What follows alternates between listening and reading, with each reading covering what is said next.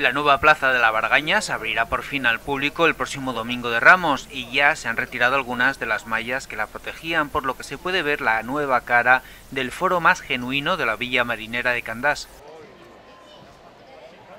Los primeros comentarios de los vecinos y vecinas no son nada buenos. Las críticas van dirigidas al diseño con numerosas esquinas y ángulos sin sentido claro o una función práctica. Se quejan de una aparente reducción del espacio útil de la plaza, lo que en el caso de la Baragaña es muy importante, ya que en ella se celebran numerosos actos públicos y culturales.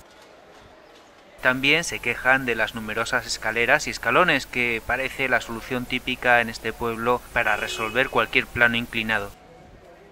Y por último, hay numerosas críticas sobre el gasto de más de 400.000 euros, que aunque nadie discute que la plaza necesitaba algunos arreglos, de lo que sí se quejan los vecinos es que se realizara una renovación completa, que quizás hubiera sido mejor esperar a que pasara la crisis y las arcas municipales estuvieran más saneadas. La Baragaña es el corazón del pueblo y cualquier operación que se haga en ella resulta especialmente crítica.